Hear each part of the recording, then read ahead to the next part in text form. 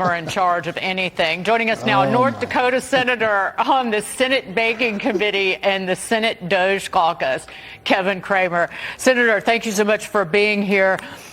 President Trump and the entire Republican team is simply trying to right the wrongs of the reckless, heedless, lying liberals of the last 4 years.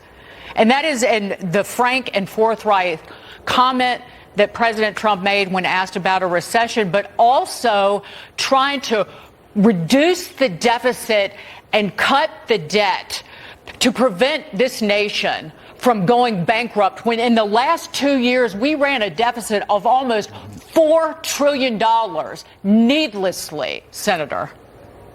No question, Dagan. And by the way, that was one of the more depressing montages of video I've ever seen in my life. So I'm glad you gave me time to catch my breath. I mean, that was awful. But the problem is, I think it illustrates that what the Democrats are doing is cheering for America to fail. And that is, I think, one of the worst cases of public service. To Jamie Raskin pretending that they're somehow the servants of the people. They're cheering for this country to fail. And the reality is, Donald Trump, while he gave that honest answer, remember what he said. To me, that key word in that was transition. This is a transition. And by the way, as awful as the last 2 years were and the last 4 years were, these are really decades of problems that have stacked up, that one president has come along and said, we've got to right this ship. We cannot continue to do what generations of presidents and Congresses have done. And it's going to take some dramatic action, and it's what the American people signed up for. To your point, David, that's why they voted for him. And second of all, he's doing exactly what he said he'd do, and they're still for him. The polling even yet today still supports Donald Trump. And maybe on Wall Street they're a little uptight for now. But on Main Street, they're pretty pumped. You know, Senator, 4 great words: small improvements, big savings. Elon Musk just spoke exclusively with Larry Kudlow, and he discussed a strategy that will help save billions. Take a look at this. The 2 main recommendations we suggested, which have now been implemented, was that any payments going out of the Treasury, especially the Treasury's main payment computer, which is called PAM, things like a payments account manager or something like that, but it's like almost $5 trillion a year, so about $1 billion an hour, that the payments be coded with the congressional appropriation, and that there be an explanation for the payment. Very basic stuff. And just doing that, we estimate will save $100 billion a year. Senator, I like it. The names on the bill, the people who voted for it, transparency. What say you? Are you all for this? Well, I'm all for it. I think transparency really is probably the main ingredient to getting our ship righted, because when people know what their elected officials are doing, what they're supporting, what they're voting for, the people will have a say in it. And more importantly than that, the elected officials will be more responsive to the people that elected them. And I think that's what you're seeing happening right now, that Donald Trump, Elon Musk, J.D. Vance, the entire administration, the Republican Senate and House are doing the tough tasks, taking the difficult votes, being honest with the American people. And by the way, the American people know what's going on. We're not going to fool them. Just like Joe Biden couldn't fool them for 4 years. And here they are back at the same old tactic. And to be honest with you, I'm a little surprised at their political naivety.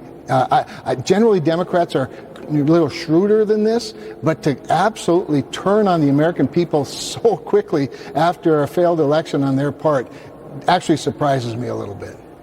Senator, your take on Doge's goal of cutting $1 trillion in federal spending, that means taking a serious look at entitlements. Listen to this. And it's economic growth, it's discretionary spending cuts to get at the bureaucracy, it's waste, fraud, and abuse, it's dealing with the excessive welfare benefit hammock that we've seen rise up since the outbreak of COVID. The waste report in entitlement spending, which is which is most of the federal spending is entitlements. That's like the big one to eliminate, because that's the sort of $500 billion, maybe $700 billion a year. Senator, what are you willing to cut as the House Republicans and the Senate come together and put together the tax cut package, the spending cuts, even if you mention Medicaid, that for the Senate Republicans will be the toughest. What are you willing to cut? Well, it's a great question because Medicaid is, of course, one of the larger mandatory spending pieces, but so is SNAP, a lot of the welfare programs that Elon was talking about. And in fact, I would submit to you, you don't even have to talk about cutting benefits. You don't have to cut benefits. What you have to do is put some requirements on some of those benefits, like work requirements. That's how Newt Gingrich and Dick Armey and the House Republicans did it with Bill Clinton. They didn't so much change the benefits as they did change the criteria for them. Take Medicaid. Medicaid with the same dollars put in block grants and sent right to the states to manage themselves based on their population, based on their healthcare systems, is far more efficient. And then you reduce regulations as well, and you start growing yourself out of this, but you also have to be willing to make some cuts. But if you require work for benefits, you really have created some cuts because you've made people more self-reliant and less needy on, for the kind of largesse that they've just come to expect. And it's not good for them. It's not good for their own psychology or psychiatry, and it's not good for the country. And just before we go, I just want to emphasize when I say President Trump and team are trying to right the wrongs in word and deed of the last 4 years.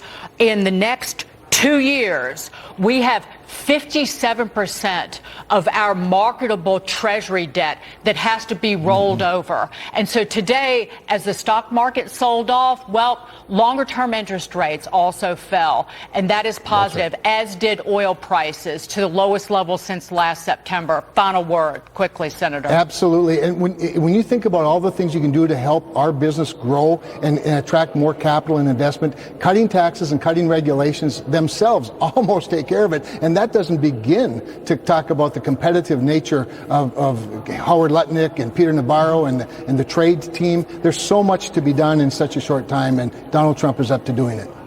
Thank you, Senator Kevin Cramer. Great to see you. Thank you, Senator. Good to see you. Happening